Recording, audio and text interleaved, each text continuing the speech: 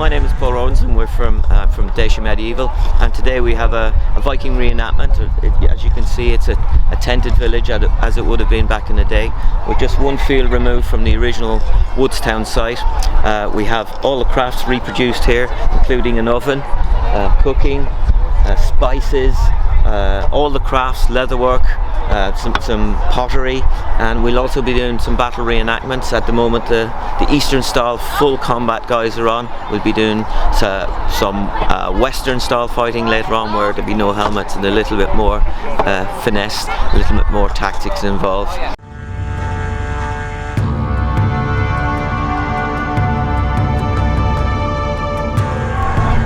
So I'm Brenda Guest and I'm the Heritage Officer with Waterford City and County Council. So today we're celebrating Waterford's Viking heritage as part of National Heritage Week, and it's really important. I mean, this site is so significant. As we all know, Waterford is Ireland's oldest city, but before Waterford the Vikings settled here. So obviously, I suppose to a passerby on the Greenway there are no upstanding visible remains.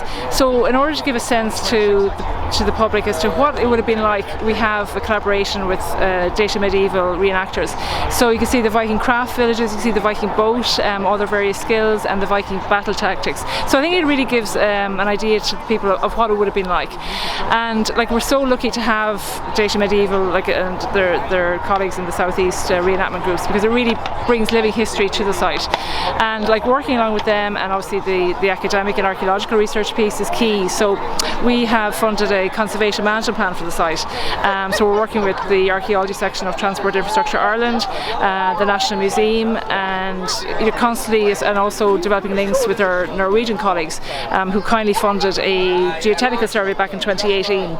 And last year, thanks to Minister Malcolm Noonan's department, the Community Monuments Fund has allowed us to do further research. So we really looked into that data that the Norwegian survey carried out in 2018, and it's showing really exciting signs.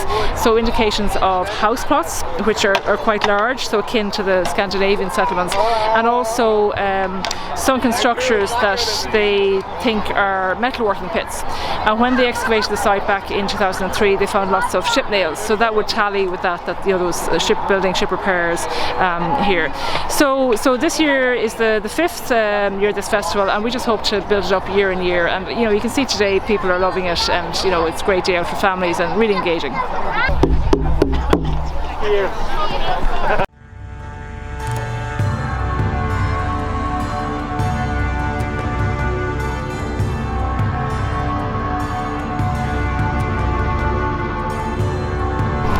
Hi, I'm the Deputy Head of Mission on the Norwegian Embassy in Dublin.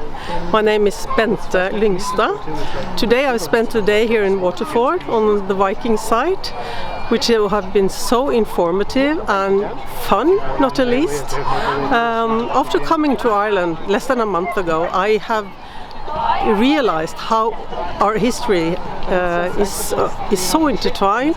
It's so interesting to learn more about the Vikings. I also know now that I need to know more about the Norwegian Vikings, since this is such a big and important topic here in Ireland. So, thank you so much for having me.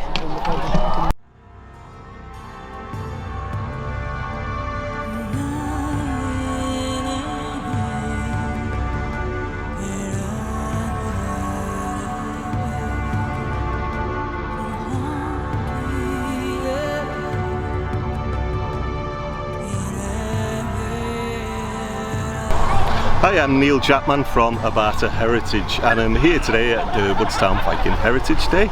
We're just the field that we're in right now is very close to where a large Viking site was found during road construction back in 2003. This is one of the most important sites that have been discovered in decades, really, in Ireland. It's an entire Viking long fort, and unlike the ones, say, in Dublin, it hasn't been built on for generations, so it's all still there under the ground.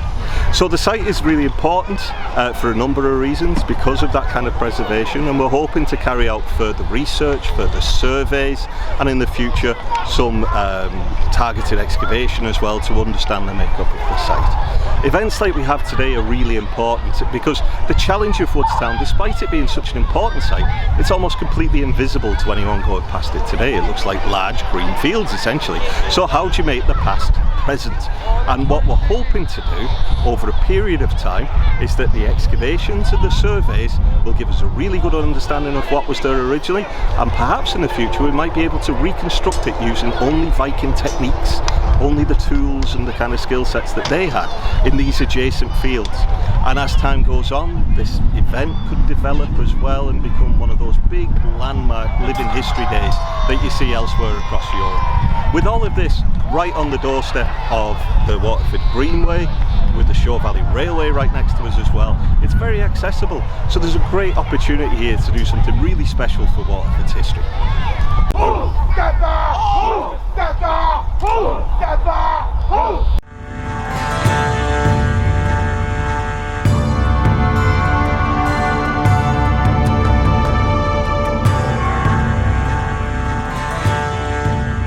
You're part of Déise Medieval. That's right. So if people want to learn more about Déise Medieval, how did they get in contact with you, or where did they find out more?